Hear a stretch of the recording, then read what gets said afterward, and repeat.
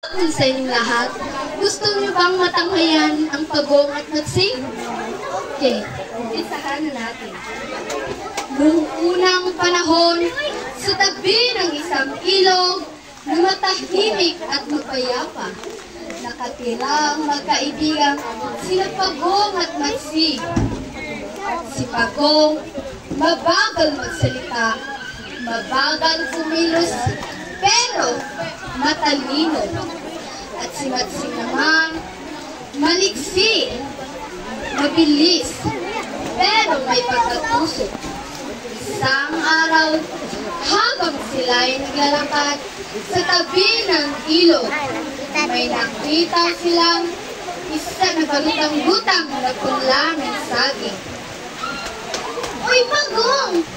Tingnan mo to! Saging! Sigaw ni Matsing. Oo nga, sagot ni Pagong. Pwede natin itong itanim. Napangiti si Matsing. Tama! Pero hati tayo ha? Sige, ani Pagong. Basta patas. At ganun na ang ginawa nila. Ngunit, may naisip si Matsing. Ngiting aso niyang sabi, Pagong, ako na lang ang magtatanim. Mabilis naman ako eh. At si Pagong, aba, ngayon naman. Kaya itininim ni Matsing ang saging sa kanyang bakuran.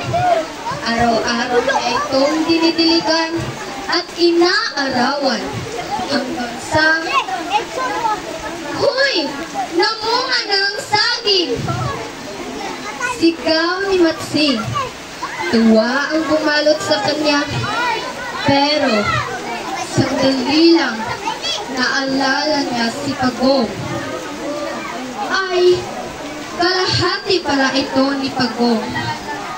Ngunit dahil puso si Matsing, may naisip siyang paraan. Kinuha niya ang buntong hininga at binaling ang isip. Ang usapan, hati kami. Hindi yung bunga sa taas ay sa akin. At yung ugat sa ilalim kay Pagong. Tama! At hindi nga pinatikim si Pagong ng prutas. Pagdating ni Pagong, kaibigang Matsing, nasaan na ang bunga? Ay naku, Pagong! Sorry ha! Ang sayo kasi yung ugat eh. Ako ang bunga. Kasi yun ang nasa itaas. Napakagat-labis si Pagong, pero hindi siya nagalit. Naglago siya, tahimik, matalino. Kinabukasan, nakita si Pagong sa ilalim ng puno ng saging. Tuwang-tuwa si Matsing. Ha?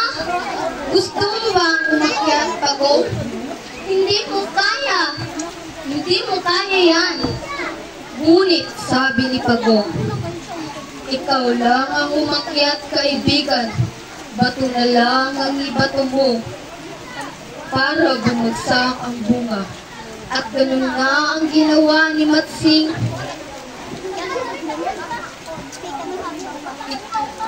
Umakyat siya sa puno, hinampas ang bunga, ngunit hindi siya bumaba. Kinain niya ang lahat ng bunga. Pero biglang, crack! Nabali ang sanga.